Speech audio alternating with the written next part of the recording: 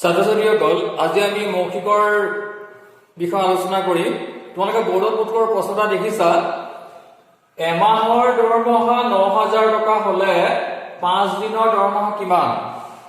ইয়াত এমাহৰ দৰমহা দিয়া আছে আৰু আমি ৫ দিনৰ দৰমহা উলিয়াব লাগে। ঠিক আছে, তোমালোকে কথা মন কৰা, এমাহ বুলি ক'লে আমি কেইদিন বুজো বাৰু? এমাহ বুলি ক'লে আমি বুজো কেইদিন? ৩০ দিন, হয় নহয়? এমাহ বুলি ক'লে ৩০ দিন বুজো, কিন্তু ৩০ দিনীয়া মাহৰ সংখ্যা কেইটা আছে? ৪টা। ঠিক আছে, আৰু ৩১ দিনীয়া মাহৰ সংখ্যা আছে ৭টা, হয়নে? ৩১ দিনীয়া মাহৰ সংখ্যা ৭টা, ৩০ দিনীয়া মাহৰ সংখ্যা ৪টা, অথচ অংক কৰাৰ সুবিধাৰ কাৰণে আমি এমাহত কেইদিন বুলি ধৰি লৈছো? আমি এমাহত ৩০ দিন বুলি ধৰি লৈছো।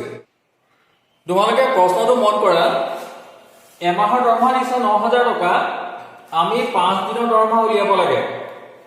এই অংকটো আমি দুই ধৰণে কৰিব পাৰো। প্ৰথম ধৰণটো মই দেখুৱাই দিছো যে এমাহত ৯,০০০ টকা দৰমহা, হয় নাই?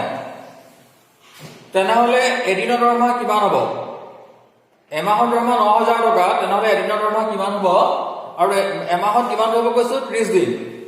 ৩০ হৰণ কৰি ৩ বাৰ গ'ল ৯০, শূন্য নামিলে শূন্য, পুনৰ এইটো কিমান পালো? এদিনৰ দৰমহা ৩০০ টকা। এদিনৰ দৰমহা ৩০০ টকা, তেনেহলে এদিনৰ দৰমহা আমি যিহেতু ৫ দিনৰ দৰমহা উলিয়াব লাগে, ৫ৰে পূৰণ কৰি দিম। ৫ৰে পূৰণ কৰিলে ১৫০০ টকা ওলাই গ'ল। তেনেহলে মানুহজনৰ ৫ দিনৰ দৰমহা আমি কিমান পালো? ১৫০০ টকা পালো। ইয়াৰ পৰা আমি কি বুজিলো? যে এমাহৰ দৰমহা ৩০ৰে হৰণ কৰিলে এদিনৰ দৰমহা পোৱা যায়, হয়নে? এমাহৰ দৰমহা ৩০ৰে হৰণ কৰিলে এদিনৰ দৰমহা পোৱা যায়, এদিনৰ দৰমহা পোৱা যায়, আৰু তাক যদি ৫ দিনৰ উলিয়াবলৈ কয় ৫ৰে পূৰণ কৰিব লাগিব এদিনৰ দৰমহা, আৰু যদি ৭ দিনৰ উলিয়াবলৈ কয় ৭ৰে, মানে যিমান দিনৰ উলিয়াবলৈ কয় আমি সিমান দিনৰ পূৰণ কৰিলে উত্তৰটো ওলাব। ঠিক আছে তো? কিন্তু আমি ইয়াতকৈও সহজে কৰিব পাৰো, ইয়াতকৈও আমি সহজে কৰিব পাৰো। তোমালোকক মই দেখুৱাই দিছো, ভালকে মন কৰা। চোৱা কি কৰিব লাগিব। ইয়াত এমাহৰ দৰমহা দিছে ৯,০০০ টকা, হয়নে? আৰু তোমালোকক মই এতিয়া কি কৈছিলো যে এমাহত আমি কেইদিন ধৰো? ৩০ দিন।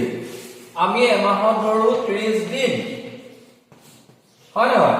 আৰু আমাক উলিয়াবলৈ কৈছে ৫ দিনৰ দৰমহা। আমি কি কৰিম জানানে? ৫ৰে ৩০ক আমি হৰণ কৰিম। মন দি চাবা, শুনিবা। ৫ৰে আমি ৩০ক হৰণ কৰিম। কেইবাৰ যাব? ৬বাৰ, হয়নে? ৫ৰে যদি ৩০ক হৰণ কৰা হয়, ৫×৬ = ৩০, কেইবাৰ গ'ল? ৬বাৰ। এই ৬টোৰে আমি এতিয়া ৯,০০০ টকাক যদি হৰণ কৰি দিওঁ, উত্তৰটো ওলাই আহিব ৬×৬, ৯×৬ = ৩, শূন্য নামিলে ৬×৫ = ৩০, শূন্য, পুনৰ শূন্য। চোৱা পালো নে ১৫০০ টকা? কেনেকৈ কৰিব লাগে? যে ৫ দিনৰ দৰমহা উলিয়াবলৈ কৈছিলে, মন দিবা। গতিকে ৫ৰে আমি কাক হৰণ কৰিলো? ৩০ক। কেইবাৰ গ'ল? ৬বাৰ। আৰু সেই ৬টোৰে এই দৰমহাটোক হৰণ কৰি দিয়াৰ লগে লগে উত্তৰটো ওলাই আহিব, হয়নে? আৰু এটা মন কৰা, তোমালোকে বৰ্ডত দিয়া প্ৰশ্নটো মন কৰা। এমাহৰ দৰমহা ৩০০০ টকা হলে ৩ দিনৰ দৰমহা কিমান? আমি ৩ দিনৰ দৰমহা উলিয়াব লাগে। ইয়াত এমাহৰ দৰমহা ৩০০০ টকা দিয়া আছে, আমি উলিয়াব লাগে ৩ দিনৰ দৰমহা। এই মাত্ৰ মই যিটো নিয়ম তোমালোকক শিকাইছিলো যে ৩ দিনৰ দৰমহা উলিয়াব লাগে, আমি এমাহত কেইদিন? এমাহত ৩০ দিন।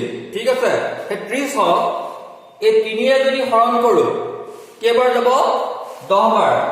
৩০ক যদি ৩ৰে হৰণ কৰা যায়, কেইবাৰ যাব? ১০বাৰ। এই ১০টোৰে এতিয়া যদি এই দৰমহাটো হৰণ কৰি দিওঁ, উত্তৰটো ওলাই আহিব ১০ৰে হৰণ কৰিলে ৩ × ৯ = ৩০ হ'ল, শূন্য, এই চোৱা 300 টকা হয়নে উত্তৰ কি হ'ব 300 টকা উত্তৰ হ'ব 300 টকা মানে 3 দিনৰ দৰমহা কিমান 300 টকা কেনেকৈ পালো মই আকৌ কৈছো চোৱা ইয়াত এমাহৰ দৰমহা দিছে 3000 টকা আৰু আমি 3 দিনৰ দৰমহা উলিয়াব লাগে আৰু এমাহত হ'ল 30 দিন হে 30 দিনক এই 3 টোৰে হৰণ কৰিলো কেইবাৰ গ'ল 10 বাৰ হে 10 টোৰে এই 3000 টকা হৰণ কৰিলে উত্তৰ কি পালো আমি 300 টকা এই হৈছে নিয়ম এনেকৈ কৰিবা এনেকৈ কৰিলে তোমালোকৰ সময় ইমান নালাগে আৰু পটাপট কৰিব পাৰিবা তোমালোকে প্ৰশ্নটো পুনৰ মন কৰা এজন কৰ্মচাৰীৰ এমাহৰ দৰমহা 12000 টকা হলে 10 দিনৰ দৰমহা কিমান তোমালোকক যে এইমাত্ৰ মই শিকাইছিলো নিয়মটো মনত আছে চাগে নহয় জানো যে কি কৰিব লাগিব আমি 10 দিনৰ দৰমহা উলিয়াব লাগে হয়নে নিয়মটো কি আছিল যে এমাহত 30 দিন এমাহত 30 দিন আৰু হে 30ক আমি ইয়াত যেটো 10 দিনৰ দৰমহা উলিয়াবলৈ কৈছে হে 30ক আমি এই 10ৰে কি কৰিব লাগিব হৰণ কৰিব লাগিব মুখামুখি কৰা 30ক 10ৰে হৰণ কৰিলে 3 গুণ কিমান হ'ব 30 দিন কেইবাৰ গ'ল 3 বাৰ হে 3 টোৰে এতিয়া যদি মই এই 12000 টকা হৰণ কৰো ঠিক আছে এই 12000 টকা যদি মই 3 টোৰে হৰণ কৰো 3 4 গুণ 12 0 3 0 0 পুনৰ 0 নামিলে 3 0 0 পুনৰ 0 নামিলে 3 0 0 কিমান পালো উত্তৰ 4000 টকা হয় নহয় তেনেহলে উত্তৰটো কি হ'ব 4000 টকা উত্তৰ 4000 টকা কেনেকৈ পালো পুনৰ কৈছো ইয়াত এমাহৰ দৰমহা দিছে 12000 টকা আৰু আমি 10 দিনৰ দৰমহা উলিয়াব লাগে আৰু এমাহত কেইদিন 30 দিন এমাহত 30 দিন হে 30ক আমি এই 10ৰে কি কৰিলো হৰণ কৰিলো কি কাৰণ 10ৰে হৰণ কৰিলো কাৰণ 10 দিনৰ দৰমহা উলিয়াব লাগে 30 দিনক 10ৰে হৰণ কৰিলো কেইবাৰ গ'ল 3 বাৰ 3 10 গুণ 30 সেই 3 টোৰে এই দৰমহাটোক মানে 12000 টকা হৰণ কৰিলো হৰণ কৰি উত্তৰ কি পালো আমি 4000 টকা তাৰ মানে 10 দিনৰ দৰমহা আমি কিমান পালো 4000 টকা হ'ব তোমালোকে এনেকৈ কৰিবা দেই আজিলৈ হ'ব